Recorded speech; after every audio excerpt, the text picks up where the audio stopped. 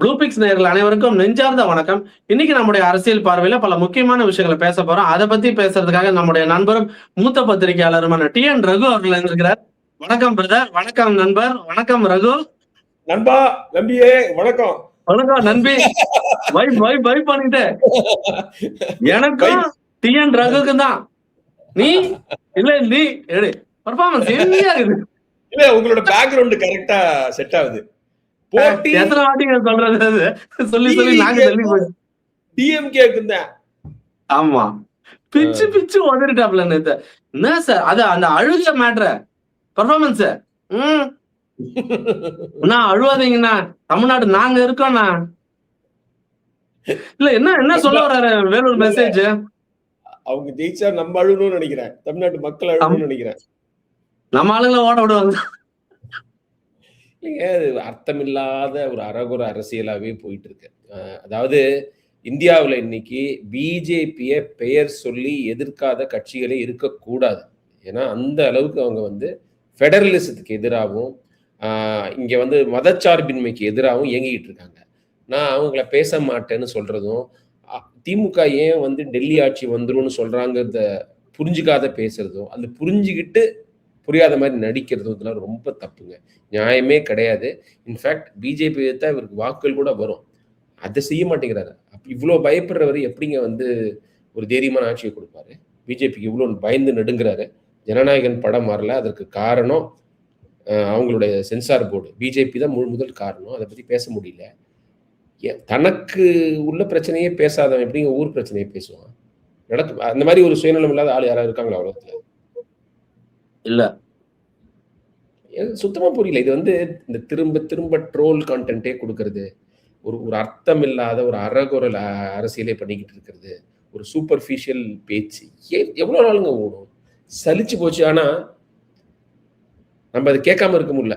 சரங்கு வந்தவங்க கை சும்மா இருக்காதும்பாங்க, சுரிஞ்சுக்கிட்டே இருக்கும். அதே மாதிரி இது வந்தா பார்க்க வேண்டியிருக்கு. ப்ளூ பிக்ஸ்ல பேச வேண்டியிருக்குது, புதிய தலைமுறையில் பேச வேண்டியிருக்குது. அதனால காலையில அந்த சாங் கேட்டாதான் நமக்கு வைப் ஆகுது. உங்க விஜய் ஆரம்பிச்சிருச்சு. வேலூர் நம்ம காலையிலேயே புறப்பட்டார போட்டா போட்டு விட்டுறது டிவியா, அப்படியே பாத்துக்கிட்டே இருக்கிறது. பாட்டு நல்லா இருக்குது, இது அரசியல் நல்லா இல்லையே, பேசுறது நல்லா இல்லையே. பாட்டு பிரமாதம், அதுலாம் குறைய கிடையாது. திமுக ஒரு பாட்டு போட்டாங்க, ஒருத்த கூட கேட்கல. அதுக்கு யாரோ வேட்டு வச்சுட்டாங்க. ஆனா இந்த பாட்டு நல்லா இருக்குது, டான்ஸ் நல்லா இருக்குது, அரசியல் நல்லா இருக்கு. விஜய் நான் வரேன் ஓப்பனிங்கே கலக்குதே. இல்ல சாங் எல்லாம் வந்து தமிழ் நல்லா போடுறாங்க. வந்து என்ன பண்ண போறீங்க? அந்த கேள்விதாங்க எழுந்துகிட்டே இருக்கு. வந்து என்ன செய்ய போறீங்க? ஒரு சாலிடான திட்டம் கிடையாது. ஒரு 10 படிக்கிறாரு. ஏற்கனவே நிறைய கலெக்டர் எல்லாம் விமன் இருக்காங்க, எஸ்பி எல்லாம் விமன் இருக்காங்க. நீங்க வந்து இருக்கிற பூல்ல இருந்தா எடுக்க முடியும். ஐபிஎஸ் தமிழ்நாட்டுக்கு ஒதுக்குற பூல்ல வந்து பெண் ஆபீசர்ஸ் இல்லைன்னா என்ன பண்ணுவீங்க? எப்படி நீங்க போடுவீங்க? ஐபிஎஸ் வந்து எப்படி நீங்க எல்லா எஸ்பியும் விமனா பாதி விமனா போடுவீங்கன்னு கேட்குறேன். அதெல்லாம் நம்ம கையில இல்ல. யூபிஎஸ்சி ஒதுக்குறது, அதுலயே பெண்கள் ஐபிஎஸ்ல கம்மியா வந்தா 50 பேர் ஒதுக்கிருக்காங்க. 4 பெண்கள்னா நம்மளுக்கு 38 டிஸ்ட்ரிக்ட்ஸ். இப்போ நீங்க வந்து விஜய குறை சொல்றதை விட விஜய்க்கு எழுதி கொடுக்குறாங்க தெரியுமா? அந்த 100 யூனிட் கரண்ட் மேட்டர்ல இருந்து எல்லா மேட்டரும் கரண்ட் இவர் பேச எல்லாருக்கும் ட்ரோல் மெட்டீரியல் கொடுக்குற மாதிரியே தான் பேசுவாங்க. கரண்ட் கரெக்ட் தானே. இப்ப நீங்க வந்து மாசம் எடுத்தீங்கன்னா நிறைய பேருக்கு பில்லே வராதுங்கிறது கரெக்ட் தானே. இவங்க வாக்குறுதி கொடுத்தாங்க, அதெல்லாம் கரெக்ட் தான். அப்புறம் வந்து நீங்க அரசியலுக்கு வரத்துக்கு முன்னாடி உங்களுக்கு எவ்வளவு சொத்து இருந்தது, இப்ப எவ்வளவு வந்திருக்குங்கிறது நியாயமான கேள்வி. துரைமுருகன் இருக்காருல்ல, சீனியர் மினிஸ்டர், பொதுச் செயலாளர் டிஎம்கே, அவரை எம்ஜிஆர் படிக்க வச்சிருக்காரு. வக்கீலுக்கு படிக்க காசு இல்லாம இருந்திருக்காரு அவரு. அவருக்கு இவ்வளவு இப்ப எவ்வளவு சொத்து வந்தது, அவ்வளவு காலேஜ் இருக்குது, அவ்வளவு ஸ்கூல் இருக்குது, அவ்வளவு சொத்து இருக்குதுன்னு கேட்கிற கேள்வி நியாயமான கேள்வி தானே. என்ன பிசினஸ் பண்ணீங்க இவ்வளவு சொத்து சேர்க்கறதுக்கு? எல்லா மினிஸ்ட்ரியும் கேட்கலாம்ல. திமுக யாராவது 7 மினிஸ்டர் இருக்காங்களா? அதெல்லாம் நியாயமான கேள்வி. பட் நான் என்ன சொல்றேன், நீங்க சொன்ன மாதிரி ஸ்கிரிப்ட் இல்லாம இப்ப நம்ம மனசு சாதாரணமா பேசு, என்ன ஆயிட போகுது? இவ்வளவு சொத்து சேர்த்திருக்கிறாங்க, நான் சினிமால கஷ்டப்பட்டு நடிச்சேன், அதுல எனக்கு வந்த காசும் இதுவும் ஒன்னான்னு கேட்கலாம். இப்ப நீங்க இன்கம் டாக்ஸ் எவேஷன் தப்பு தாங்க, அறம் கிடையாது. நீங்க பிளாக்ல பணம் வாங்குறது, ஏதோ அன்னாட காட்சி வாங்கினா பரவாயில்ல. நீங்க அவ்வளவு கோடீஸ்வரரா இருக்கிறவர் வந்து 5 கோடியில நான் வந்து அக்கௌண்ட்ல வாங்கல, பேங்க்ல வாங்கினேன் அப்படின்னு சொல்றதுதான் தப்பு. அதான கேஸ் போயிட்டு இருக்கு. ஆனா அது இப்போ இந்த குவாரிய உடைச்சி எடுத்து பணம் சம்பாதிக்கிறது, சட்டவிரோதமா லஞ்சம் வாங்கி பணம் சம்பாதிக்கிறது, அதை விட பெரிய குற்றம் கிடையாது. ஏன்னா இன்கம் டாக்ஸ்ல வந்து எவேட் பண்ணாதவன் இருக்கவே முடியாது. ஏதாவது ஒரு எல்லாருமே பர்ஃபெக்டாவே ஃபைல் பண்ண மாட்டாங்க. பட் வந்து அரசியல் தலைவரா வரணுங்கிறவரு ஃபைல் பண்ணியிருக்கணும். அப்படி பண்ணியிருந்தா தான் நீங்க ஊழலை எதிர்த்து நல்லா கேட்க முடியும். சரி பண்ணிட்டோம், அது கேஸ் போயிட்டு இருக்குன்னா நீங்க வந்து மத்ததை பாயிண்ட் அவுட் பண்ணி கேட்கணும். திமுகவை இன்னும் தீவிரமா கேட்கணும். இல்ல இப்ப ஓவராலா அவரோட ஸ்பீச் எப்படி பாக்குறீங்க? ஆனா மத்த ஊரோட இப்ப இங்க ஷெட் எல்லாம் போட்டு அழகா டீசெண்டா நடத்தி இருக்கிறாருல, அதெல்லாம் நல்லா இருக்குல்ல இப்போ? பாதுகாப்பா மத்தியான நேரத்துல வெயில், ஏன்னா மக்கள் வேலூர் சஃபர் வெயில் ஆகக்கூடாது. சொல்லவே வேண்டாம். மக்கள் சஃபர் ஆகக்கூடாது. இப்ப வெயில் ஆரம்பிச்சிருச்சு. அதாவது வழக்கத்தை தாண்டி குளிர் கொஞ்சம் அதிகமா இருந்தது இந்த சீசனு. ஆனா அதெல்லாம் முடிஞ்சு போய் பகல் நேரத்துல வெயில் கொளுத்த ஆரம்பிச்சிருச்சு. அப்போ நீங்க இந்த பகல்ல கூட்டம் நடத்துறதையே அவாய்ட் பண்ணணும். எல்லா ஊர்லயும் ஷெட் போட முடியாது. நீங்க இன்னும் நிறைய மக்களை பார்க்கணும்னா வெயில் இல்லாத நேரத்துல சூரியன் மறைஞ்சு சூரியனுடைய உக்கிரம் குறைவான நேரத்துல நீங்க நடத்தணும். புரியுதா? அது வந்து உங்க கட்சி தொண்டர்களா இருந்தாலும் அவங்களும் பாதுகாப்பா இருக்கணும். இது பொது, நான் எல்லா கட்சிக்குமே சொல்லுவேன். 11 மணில இருந்து 4 மணி வரைக்கும் எந்த கூட்டமுமே போடக்கூடாதுன்னு சொல்லுவேன். ஒண்ணு போட்டா 4 மணிக்கு மேல போடுங்க. அதற்கான ஏற்பாடு பண்ணுங்க. பட் வந்து இப்ப சரி சேர் போட்டாங்க, சேர்ல யாரும் உட்காரல, அதை விடுங்க. ஷெட் போட்டாங்க, இதெல்லாம் கொஞ்சம் நல்ல விஷயம் தான். ஏன்னா மக்களோட பாதுகாப்பு அவரோட அரசியலோட முக்கியம். ஆனா ஜூட் அவர் பேசுற விஷயம்லாம் இந்த ஒரு அர்த்தமே இல்லாத ட்ரோல் கண்டக்ட். அதுவும் நான் வந்து அந்த பிஜேபி எதுக்கணுங்கிற அந்த இம்பார்ட்டன்ஸ் புரியாம பேசுறதுல நியாயமே கிடையாது. அது ஜஸ்டிஃபையே பண்ண முடியாது. இளைஞர்களுக்கு எஜுகேட் பண்ணணும். ஏன் பிஜேபிக்கு நாட்டுக்கு கெடுதல், இங்க அவங்க வளராத கட்சியா இருந்தாலும் எப்படி அவங்க வளர்றதுக்கு முயற்சி பண்றாங்க, ஏடிஎம்கே கண்ட்ரோல் பண்றாங்க, நாட்டை எப்படி சிதைக்கிறாங்க, இஸ்லாமியர்களுக்கு எதிராக கிறிஸ்துவர்களுக்கு எதிராக எப்படி ஒரு வெறுப்பு மனநிலையை தூண்டுறாங்கன்னு பேசணுமா வேண்டாம்? எங்க பேசுறாரு? அப்புறம் விஜயோடைய தொண்டர்கள்லாம் பாருங்க, எல்லாம் ஒரு அறத பழசான கற்கால ஃபாலோயிங்லேயே இருக்காங்க. கோயிலுக்கு முட்டி போட்டுக்கிட்டே ஏறுறது, இதெல்லாம் அதாவது பக்திங்கிறது வந்து பர்சனலா வச்சுக்கணும். இது மாதிரி ஒரு பப்ளிக் ஸ்பெக்டக்கிளா மாத்துறது, ஒரு தனி மனித வழிபாடுங்கிறது வந்து ஜனநாயகத்துக்கு நல்லது கிடையாது. ஒரு லிமிட்டோட தான் வச்சுக்கணும். இல்ல இதெல்லாம் ஒரு பக்கம் பார்க்க, அவருடைய சவால்லா அது சவடாலா எப்படி பாக்குறீங்க அத? அவரோட நல்ல நேரம் வந்து ஏடிஎம்கே வீக் ஆயிட்டே இருக்காங்க, டிஎம்கே கூட்டணி வலுவா இருக்குது, டிஎம்கே எதிர்ப்பு வாக்களுக்கு ஒரு உயிர் இருக்கு. அதை பயன்படுத்திக்கிறதுக்காக தான் அவர் வந்திருக்காரு. ஜெயலலிதா எப்படி இயங்குனாங்களோ அதே மாதிரி திமுகவை தீய சக்தின்னு சொல்லி அவங்க தலைவர்களை இழிவா பேசினா அவங்களுக்கு வாக்கு கிடைச்சிது. அவங்க நல்ல ஆட்சி செய்வாங்கன்னு கிடைக்கல, திமுகவை எதிர்க்கிறாங்கன்னு கிடைச்சது. அதே மாதிரி அரசியல் நம்ம செய்யலாம்னு நினைக்கிறாரு விஜய். அதுதாங்க அவரோட அரசியலோட அடிப்படை. அவர் திட்டங்கிட்டம் எதுவும் கிடையாது. ஜெயலலிதா எம்ஜிஆருக்காவது திமுகவை எதிர்க்கிறதுக்கான நியாயமான காரணங்கள் இருந்தது. எம்ஜிஆர் வந்து அந்த கட்சிக்காக அவ்வளவு பாடுபட்டாரு. கருணாநிதி பொறாமையில அவர் சைட்லைன் பண்ணாரு. அதனாலதான் அவர் கட்சி ஆரம்பிச்சார். பையனை வந்து எம்ஜிஆருக்கு எதிராக உருவாக்குறது, அவர் கேட்டதை கொடுக்கறது இல்ல. அவ்வளவு பாப்புலரானவர். அண்ணாவே எம்ஜிஆரோட பாப்புலாரிட்டியை மதிச்சாரு, ஏன் கருணாநிதி மதிக்கல? அதனால வந்தாரு. ஜெயலலிதா வந்து ஒரு பெண்ணா இருந்தா அவர் எவ்வளவு இழிவா பேசினாங்க. அதெல்லாம் செய்வாங்க திமுக காரங்க. அதெல்லாம் இப்பெல்லாம் ரொம்ப நாகரிகங்களான ஆள் மாதிரி நடிக்கிறாங்க. அது மாதிரி பேசக்கூடியவங்க தான். அந்த கட்சி தலைமையே அதெல்லாம் கண்டுக்காது, அவங்களே பேசியிருக்காங்க. கருணாநிதியே பேசியிருக்காரு, மோசமாலாம் பேசியிருக்காரு. ஸோ அவங்களுக்கு ஒரு காரணம் இருக்குது. விஜய்க்கு என்ன காரணம்? திமுக எதுக்கிறதுக்கு, திமுக வெறுக்கிறதுக்கு. திமுக வெறுப்பு வாக்குகள், அதுக்கு வந்து ஒரு மதிப்பு இருக்கு. அவங்க வந்து நம்மள ஆட்சி கொண்டு வந்துருவாங்க, நம்மளுக்கு வந்து ஓட்ஸ் கிடைக்கும்னு நினைச்சு வராரு. அது தப்புன்றேன். காரண காரியமே இல்லாம எதுக்குறது, கண்ணுமணி தெரியாம. இல்ல இப்ப நீங்க சொன்ன மாதிரி பிஜேபி எதிர்க்கணும், பிஜேபி பத்தி பேசுறேன்னா, பிஜேபி மேல ஒரு மரண பயம் இருக்கா, இல்ல மரண பயத்தை காட்டுகிறாரா அங்க இருக்கும் ஹை கமாண்டுகள்? பிஜேபியை எதிர்க்கிறதுக்கு துணிவு வேண்டும். அவங்க டெஃபினட்டா துணிவு வேணும். ஆட்சியில உள்ளவங்களுக்கே சில சமயத்துல பிரச்சனையா இருக்குது. ஒரு எதிர்கட்சியா இருக்கும்போது அந்த துணிவு இருக்காங்கிற கேள்வி வேணும் மனசுல எழுது. சினிமா டைலாக் கிடையாதுங்க இது. மசாலா படத்துல இங்க என்ன வேணா பண்ணலாம். நிஜ வாழ்க்கையில அவங்க ஃபண்டை பார்ப்பாங்க. யாருக்கிட்ட இருந்து ஃபண்டு வருது, இவ்வளவு மாநாடு போடுறீங்க, அதுல யாராவது வந்து டாக்ஸ் எவேடு பண்ணியிருந்தாலோ அல்லது ஒரு பிளாக் மணியா இருந்தாலோ இவங்களையும் நீங்க தெரிஞ்சே வாங்குனீங்கன்னு சொல்லலாம். என்ஃபோர்ஸ்மெண்ட் ஏஜென்சியை பயன்படுத்தலாம். ஜனநாயகன் வந்து இவ்வளோ கோடி நாங்கள் படம் வராம செஞ்சுட்டாங்கல்ல. எவ்வளோ படம் வருது, எவ்வளோ வயலன்ஸோட வருது. கேரளா ஸ்டோரின்னு மக்கள் கிட்ட பிளவு ஏற்படுத்துற படம் வருது. ரத்த கலரியான ஜெயிலர் கூலிலாம் வருது, கேஜிஎஃப் வருது, அதெல்லாம் வருது. இது மட்டும் ஏன் வரல? அதுவே ஒரு மிரட்டல் தானே, அதுவே ஒரு சிக்னல் தானே. அந்த மிரட்டலை எதிர்கொள்ளும் துணிவு இவருக்கு இருக்காங்கிறது ஒரு கேள்விக்குறியா இருக்கு. ஏன்னா சும்மா பிளவுவாத சக்தி கொள்கை எதிரின்னு சொல்லிட்டு படுத்து தூங்கிடலாம்னு நினைக்கிறாரு. ஒன்றிய அரசு சொல்லிட்டா போதுமா? பிஜேபி எதிர்ப்பாயிடுமா? இப்ப கரூர் சம்பவத்தை வந்து இப்ப சிஎம் சார் ஃப்ரெண்டுன்னு சொல்றீங்க.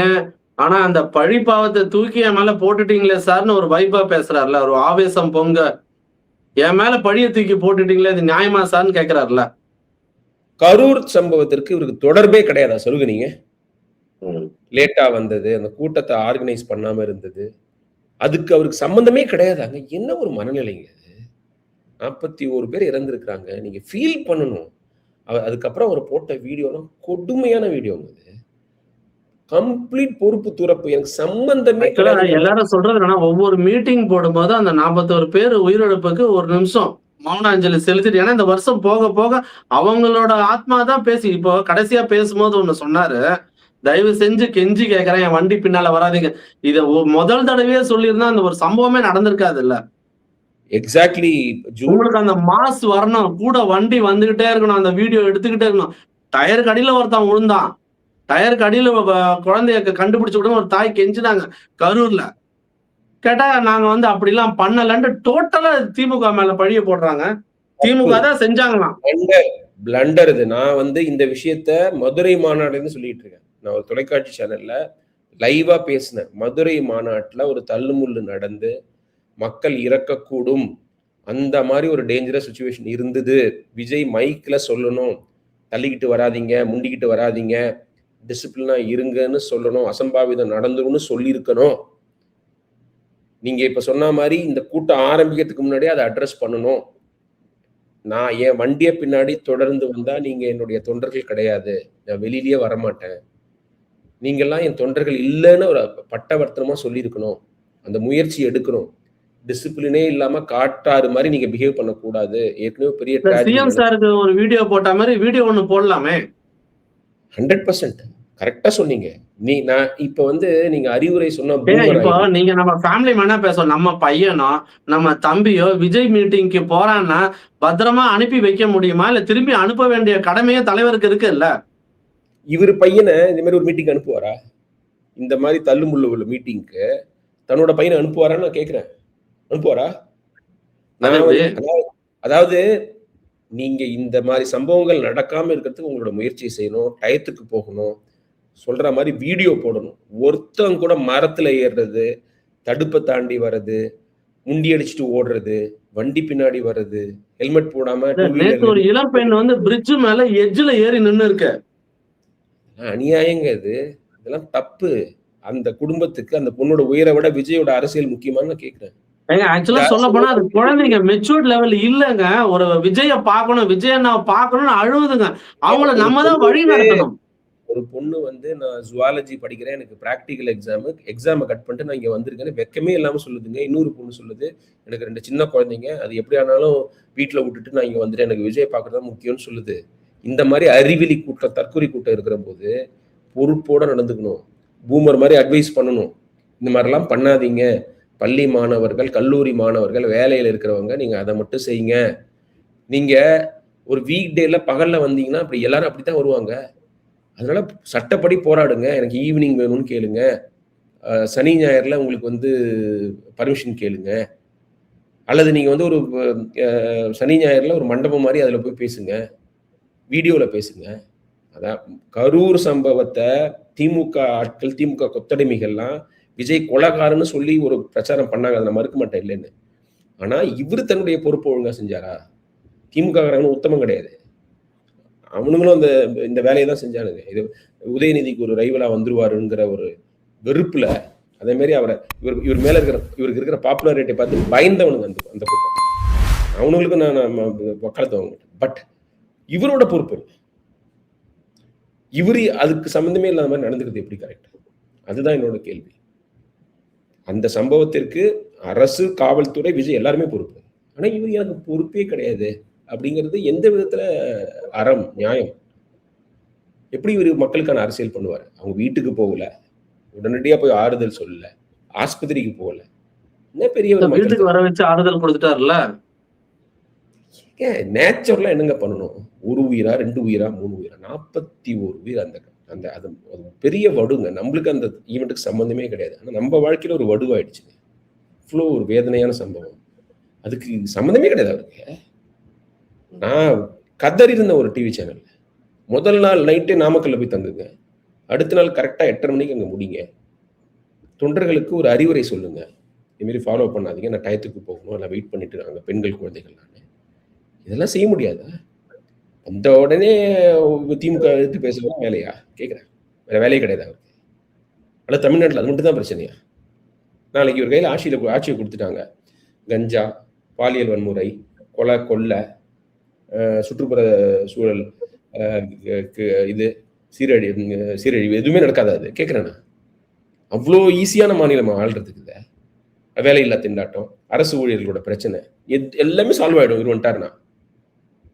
எவ்வளவு பிரச்சனை. லஞ்சம் வாங்க மாட்டாங்க. ஆர்டிஓ ஆபீஸ்ல லஞ்சம் வாங்க மாட்டாங்க. போலீஸ் லஞ்சம் வாங்க மாட்டாங்க. ரெஜிஸ்டர் ஆபீஸ் மெயினா வீடு கட்டுறது ரெஜிஸ்டர் ஆபீஸ். வீடு கட்டுறதுக்கு நீங்க யாருக்குமே பணம் கொடுக்க வேணாம். இபி கனெக்ஷனுக்கு பணம் கொடுக்க வேணாம். அப்ரூவலுக்கு பணம் கொடுக்க வேணாம். அப்படி வந்துருமா? மாய மந்திரமா செய்ய முடியும்? 8 கோடி மக்கள் இருக்காங்க. ஒரு நாட்டை விட பாப்புலேஷன் அதிகமா இருக்குங்க. யூரோப்ல ரஷ்யா, மேபி இங்கிலாந்து 2 மட்டும்தான். ஜெர்மனி, இங்கிலாந்து கூட இருக்காது. ஜெர்மனி 2 நாடுகள் தாங்க நம்மளோட பாப்புலேஷன் அதிகம். தமிழ்நாட்டை விட ஐரோப்பால இருக்கிற பல கண்ட்ரிஸோட நம்ம பாப்புலேஷன் அதிகம். அவ்வளவு பிரச்சனைகள் இருக்குது. குவாலிட்டி ஆஃப் லைஃப் நாரிக்கிட்டு இருக்கு. அவ்வளவு பொல்யூஷன், ரோடு சரியில்லை, அவ்வளவு சுத்த சுகாதாரம் இல்லை. இது தெருநாய் தொல்லை, கேட்டில் தொல்லை, இதெல்லாம் எவ்வளவு இருக்குது. குழந்தைகளுக்கு மேல அவ்வளவு தாக்குதல், பாலியல் வன்முறை நடக்குது. பல பள்ளிகள்ல இது இல்லை, கழிப்பறை இல்லை. அதெல்லாம் பத்தி பேசினாரு. பட் இவரு திட்டம் இருக்கிற மாதிரி தெரியல. ஓகே, இப்ப எல்லாருமே விஜயோட ஸ்பீச்ச ஒரு ட்ரோல் மெட்டீரியல், மீம் மெட்டீரியல் தான் பாக்குறாங்க. பட் இருந்தாலும் நான் மீண்டும் மீண்டும் முன்வைக்கிற கேள்வி, கூட்டம் தானா சேர கூட்டம் மாதிரி கூட்டம் ஹெவியா வருது இல்ல? அதுதான் ஸ்டூபிடிட்டி. அதுதான் எல்லாத்துக்கும் அச்சத்தையும் பயத்தையும் ஏற்படுத்துது. திராவிட கட்சிகளா இருந்தாலும் சரி, யாரா இருந்தாலும் சரி. அல்ல, நான் ஆரம்பத்தில இருந்து அதை நான் அக்னாலஜ் பண்ணி விஜய் பயத்தை காட்டுறாரு. ஆனா அதுதான் உண்மை. ஏன்னா ஒரு மீட்டிங்க்கு 500 ரூபாய் கொடுத்து கூப்பிட்டு வந்தா கூட உட்கார மாட்டேங்கிறாங்க. உண்மை தன்னெழுச்சியா வராங்க, பணம் கொடுக்காம வராங்க. எல்லாரையும் விட தமிழ்நாட்டுல அவர் தாங்க மோஸ்ட் பாப்புலர். அதுல என்னங்க சந்தேகம் இருக்கு? அவரு தான் தமிழ்நாட்டுல மோஸ்ட் பாப்புலர் பர்சனாலிட்டி. காசு கொடுக்காம கூட்டம் வருது, தன்னெழுச்சியா வராங்க. அதனாலதான் திமுக அவரை சீரியஸா பாக்குறாங்க. வெளியில எல்லாம் பாக்கலன்னு சொல்லி நடிக்கிறாங்க. இன்டர்னலா பயங்கர சீரியஸா இவரை பாக்குறாங்க. அதனாலதான் இவர் பொறுப்போட நடந்துக்கணும்னு நான் சொல்றேன். இன்னைக்கு விஜய் கமலஹாசன் மாதிரி மக்கள் ஆதரவு இல்லாத ஒரு நடிகரா இருந்திருந்தாருன்னா நம்ம பேசிருக்கவே மாட்டோம். இத்தனை முறை நம்ம ப்ளூ பிக்ஸ்ல பேசிருப்போமா? 20% வாக்குகள் வருது. இவ்வளவு இளைஞர்கள் கண்மூடித்தனமா ஒரு பின்னாடி வராங்கிற போது ஒரு பொறுப்போட நடந்துக்கணும். அரசியல்ல அர்த்தம் இருக்கணும். ட்ரோல் பண்ணக்கூடாது. காத்திரமான மக்கள் பிரச்சனையை கையில் எடுத்து அரசியல் பண்ணணும். எலிட் அரசியல் பண்ணக்கூடாது. வீட்டுக்குள்ளே இருந்து அரசியல் பண்ணக்கூடாது. கஷ்டப்படணும், ஓடணும், உழைக்கணும் அப்படின்னு சொல்றதுக்கு காரணம் அதுதான். ஆதரவு இருக்கு. ஏடிஎம்கே இன்னும் மேல வருவாரு. ஆனா ஏடிஎம்கே மாதிரி அரசியல் பண்ணக்கூடாது. சீரியஸான யூஸ்ஃபுல்லான அரசியல் பண்ணணும். ஓகே, உங்களோட ஆழமான அழகான கருத்துக்களை பிஸியான ஷெட்யூல்ல நேரம் கோபமான கருத்துக்களா, ஆழமான கருத்துக்கள் எப்போ சொல்ற டெம்ப்ளேட்டை போட்டு விட்டேன். உங்க கருத்துக்களை பதிவு செய்தமைக்கு நன்றி. மீண்டும் ஒரு காணொலியில் உங்களை சந்திக்கிறேன். நன்றி, வணக்கம். வணக்கம்.